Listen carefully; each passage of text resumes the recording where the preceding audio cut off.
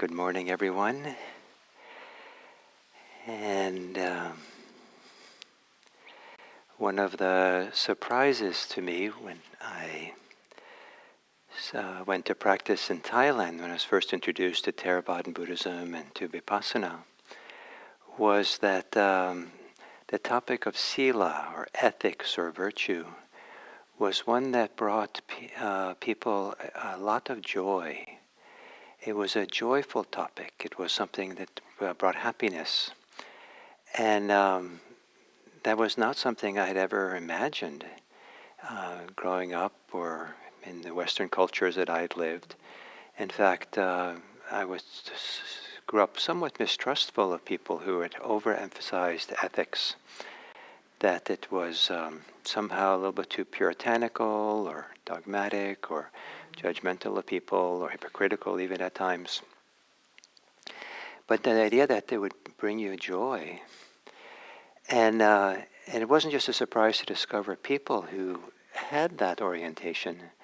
It was a surprise that as I started doing long retreats in Thailand, that something shifted inside of me, and there was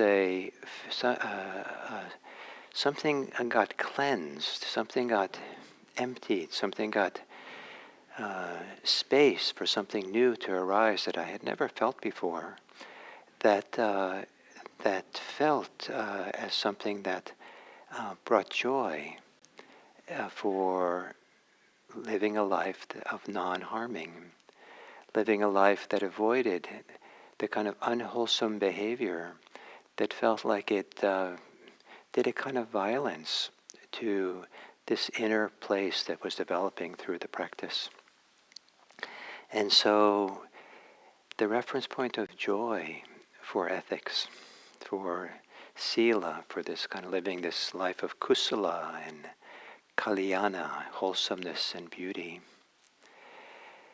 And one of the things that is very central to the Buddha's teachings is that the mind is malleable.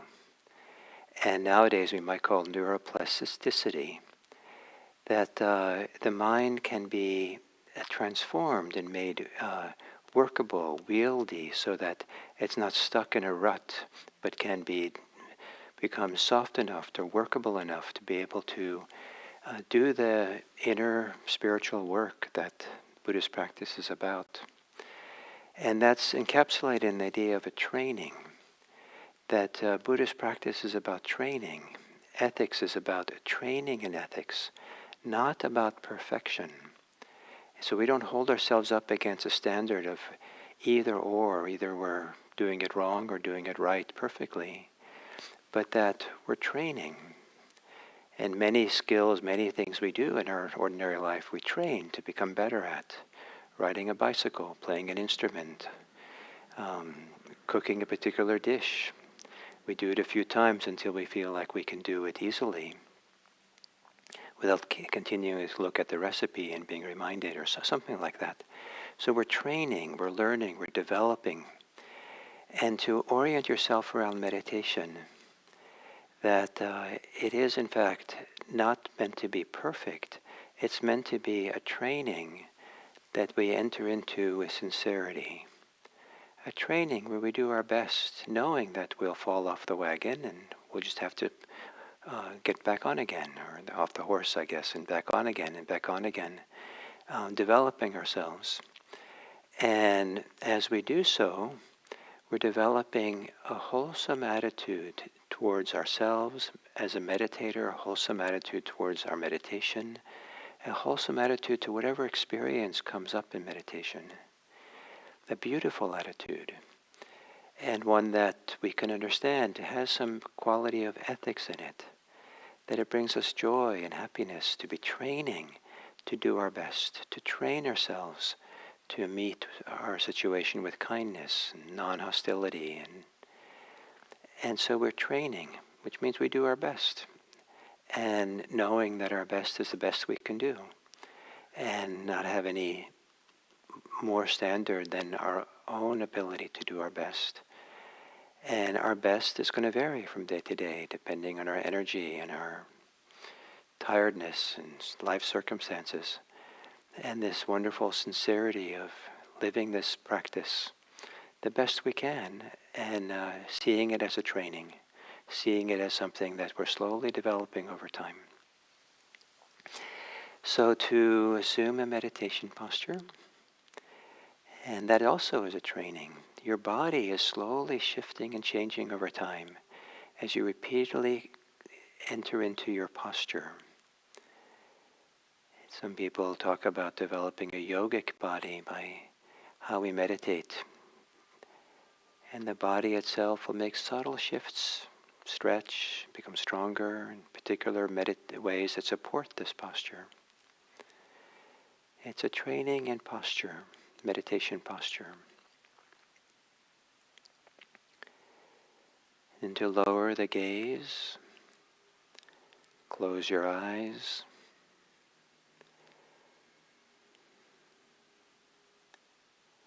And see if you can adjust your attitude sitting here from whatever attitude you find yourself sitting in to an attitude of getting ready to train, to do your best at being here. An attitude of being at ease with non-perfection. As a training, you can't be perfect already. There has to be imperfection for training to have a role in our life. And so an attitude of being gracious, generous, kind,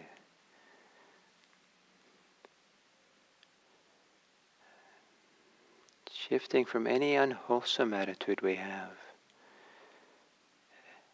to at least a mild, wholesome attitude of goodwill.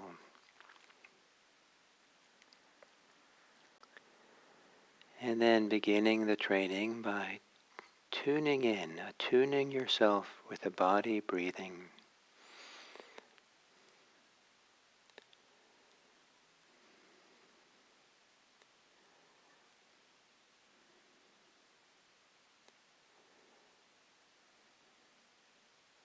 Breathing sits at the nexus of life itself in so many different ways. Nexus of our emotions, our mind, our body, our external world. And to sit there gently, quietly, attuned to breathing, the body breathing.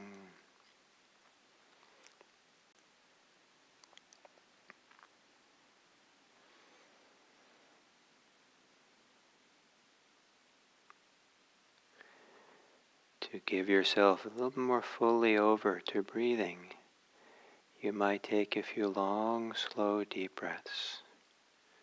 Just enough so it remains comfortable.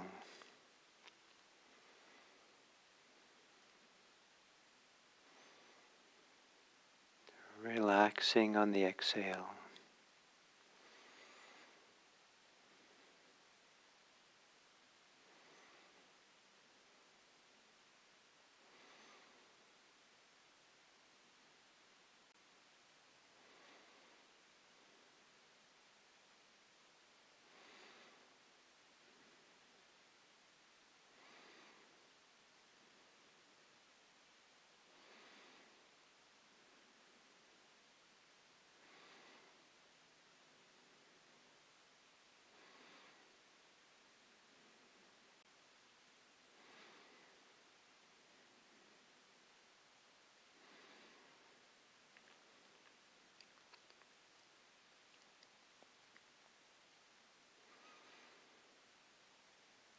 Then letting your breathing return to normal.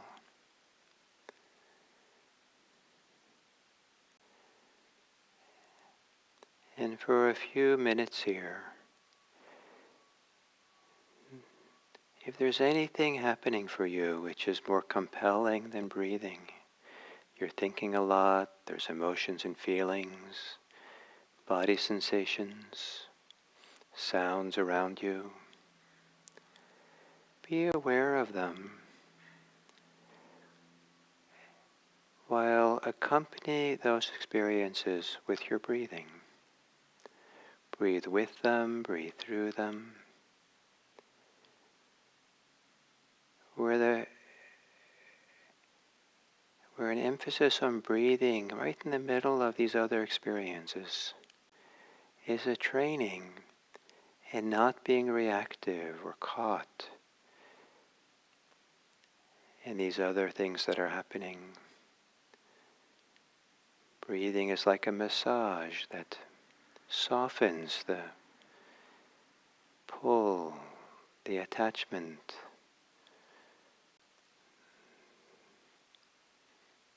the way that we might be bothered by something else.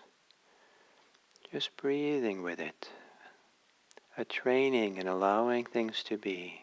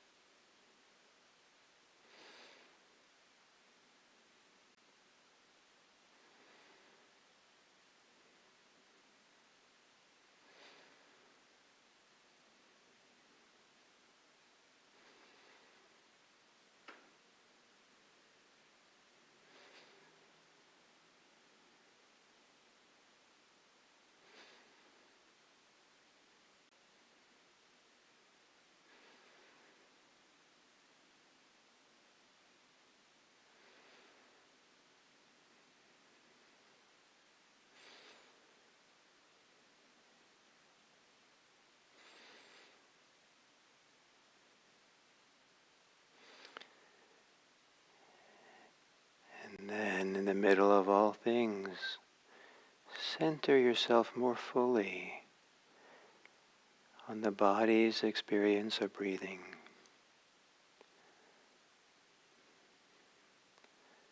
Wherever in the body the breathing is easiest to attend to,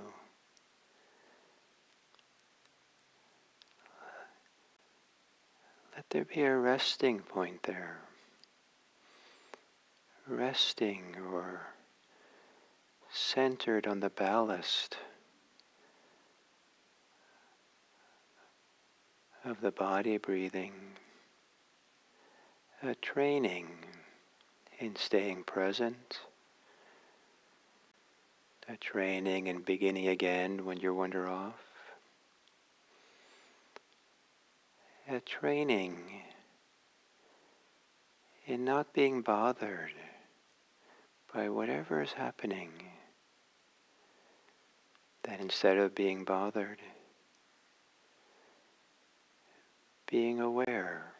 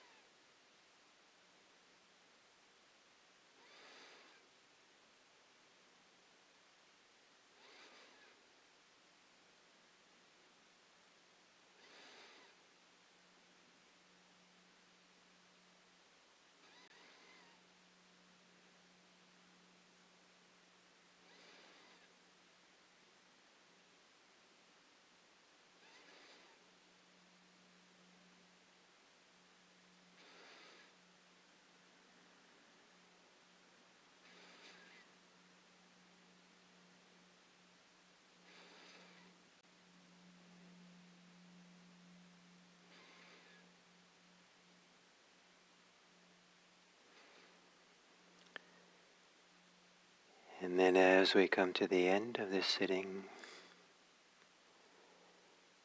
to gaze upon the world as an imperfect place. No expectations of things being perfect.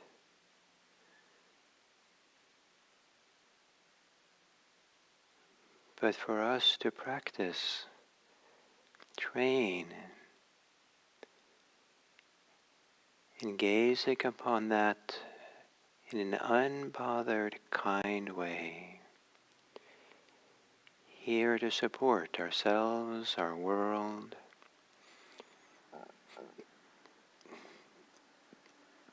to see it all as a work in progress, and for us to contribute the best we have to offer to improve and benefit the welfare and happiness of all beings. May all beings be happy. May all beings be safe. May all beings be peaceful. May all beings be free.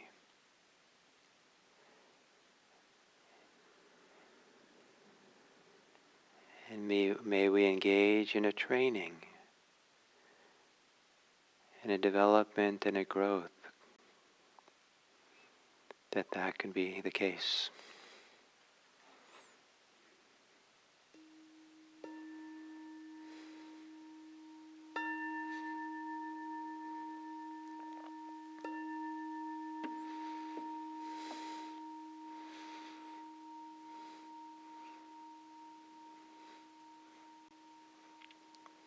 Thank you.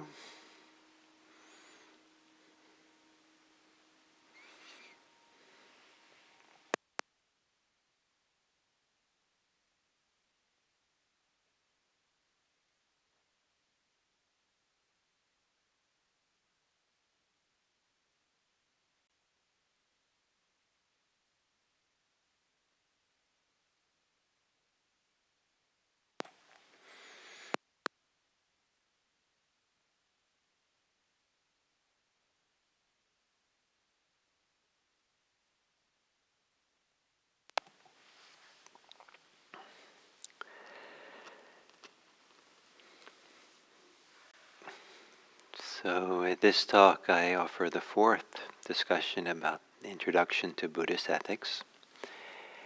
And the emphasis for today is on training. That the orientation that the Buddha had on becoming ethical, being ethical, is that it's a training, a continual training to be as ethical as we can, to live as harmlessly as we can. And this idea of training is very different than the idea of right or wrong, or perfection and imperfection, or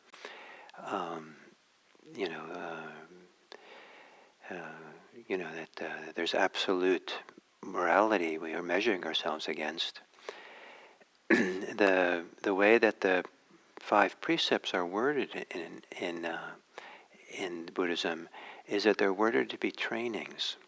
Rather than committing to not killing, it's I commit to train in not killing. I commit to train in not taking what is not given. I commit to, or I engage in. It's not even the word commit might even not even be in the Pali. Maybe that's a strong kind of Western tendency I have to insert a little different idea of ethics. But it's I engage in the practice of training. I engage in the training steps, sikapadam. So the emphasis on training, and training implies that you need to train. You need to cultivate and develop. And so rather than being all or nothing, we're working towards something. We're developing ourselves, and it's not working towards behavior necessarily, but more deeply training the heart and mind in such a way that we live ethically. We live a life of non-harming, and we live a life that's wholesome, that's ethically beautiful, because of the quality and nature of the heart. It's not the external formalities that we're trying to live by, and but rather to be transformed on the inside. So being ethical is a natural expression of who we are. So the training is training ourselves to appreciate and develop the inner qualities that support ethics. The learning how to lessen and maybe even eliminate the strong forces within, compulsions within, attachments within that lead to unethical behavior, and to replace those with wholesome attitudes, wholesome orientations within, so that those wholesomeness naturally get expressed in behavior, which is what we'd call ethical. But training means that we have training to do. We want to kind of begin to understand that we're trying to develop ourselves, cultivate ourselves, more than we're trying to adhere to ethical strictures. To know what to do that's right, and then behave accordingly, might actually override and do a kind of violence, to use strong language, to who we are, what's going on inside. And so an ethical life that's really based on a strong emphasis on mindfulness, strong emphasis on awareness, self-awareness, so we see and know what's going on inside, so that we've healed some of the unresolved issues and emotions and challenges that we have on the inside, not to override them. Sometimes I had the impression that some of the people who their behavior is strongly guided by the wording of the precepts, are trying to best fit into that behavior, sometimes are overlooking and maybe even running away from or avoiding unresolved issues or deep forms of something inside that needs to be healed, rather than doing the healing, taking a good look and resolving what's going on deep inside. So that the ethical training in Buddhism is not just training in what can be seen as ethical behavior, but really involves looking more deeply inside of ourselves to what needs to be resolved or worked with or liberated within us. So in that sense, the precepts sometimes are seen as mirrors that we see ourselves. Ethical guidelines in Buddhism, we call them guidelines, not rules or commandments, are seen as mirrors. So if we go up against, wanting to kill someone or harm someone, if we go up against wanting to take something not given, or involved in sexual behavior which maybe causes harm to others, or breaks the precept, that we're stopping. Say, wait a minute, what's going on here with me? Not, wait a minute, I'm being a wrong person, but rather, wait a minute, I think there's something for me to check in, to find out about myself, understand myself. So it's a training of turning inward to see what's really going on here, and clarifying that, and maybe transforming that into something that we feel really good by, really are nourished by. It's wholesome, something that we begin feeling is beautiful. And so that we have a reference point for how wonderful it is, how delightful it is to live a life of non-harming.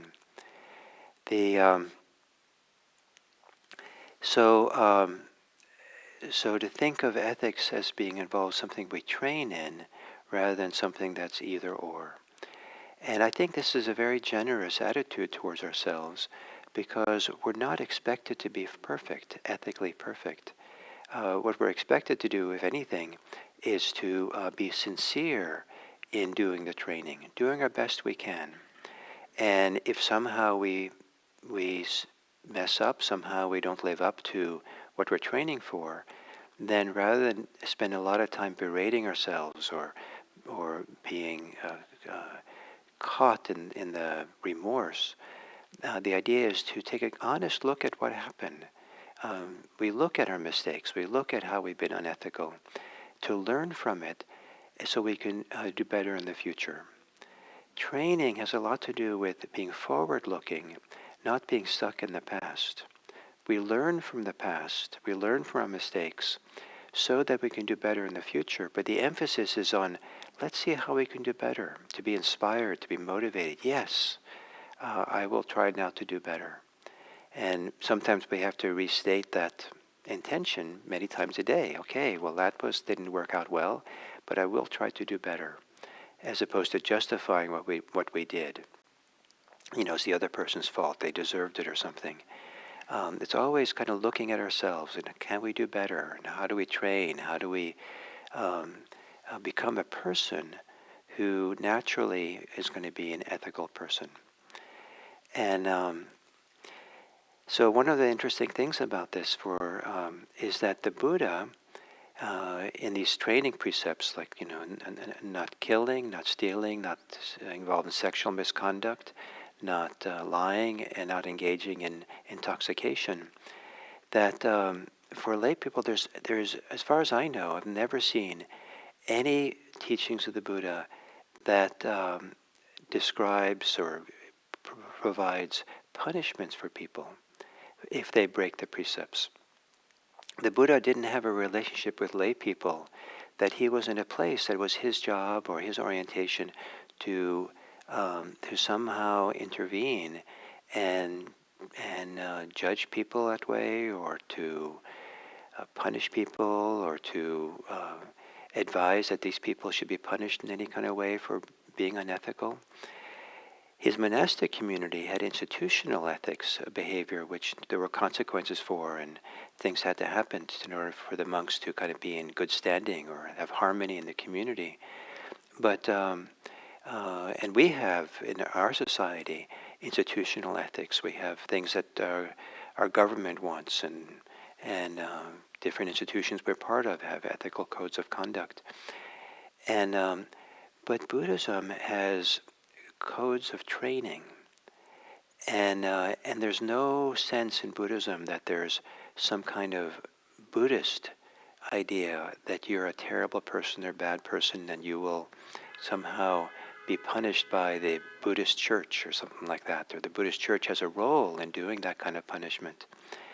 There might be institutional reasons why a Buddhist community might decide on certain things, but from Buddhism itself, that doesn't come from Buddhism. Rather, what the Buddha was involved in was to continue putting people away from living an unwholesome life, a harmful life, and training to live a good life, training to live an ethical life. And training means that synonyms for training is cultivating ourselves, developing ourselves, growing ourselves into something different. And that's a slow process. And it's a wonderful process, and it's a really worthwhile process and it's possible. And this is part of the good news of Buddhism, is that the heart, the mind is malleable. It can be changed, and it can be changed for the better. And that involves practice. And so another synonyms for training is practice. We're practicing something so we get good at it.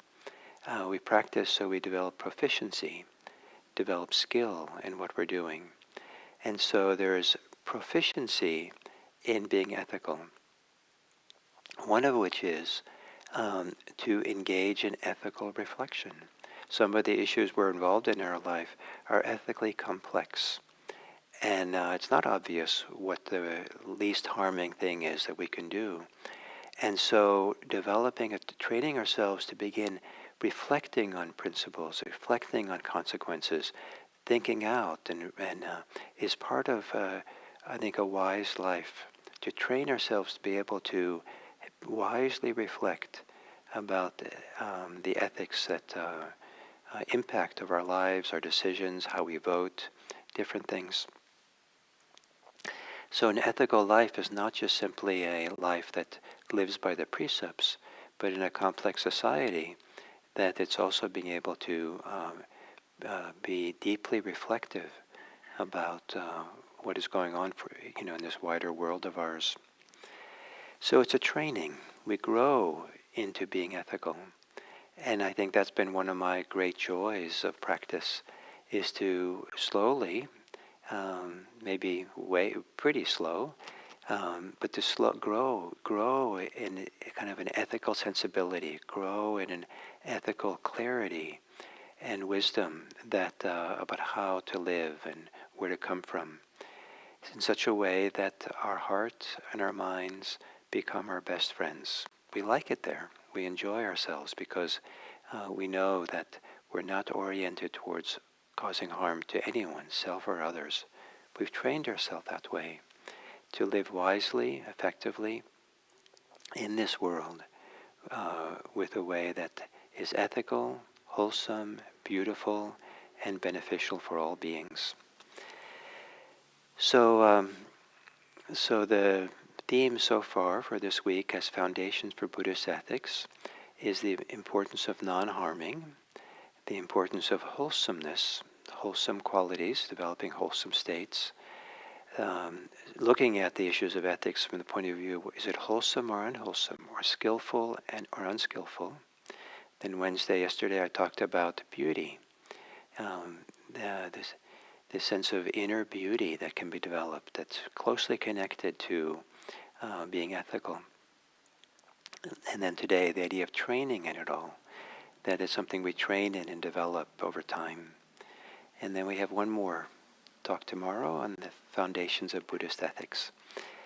So thank you very much for this chance to talk about this, and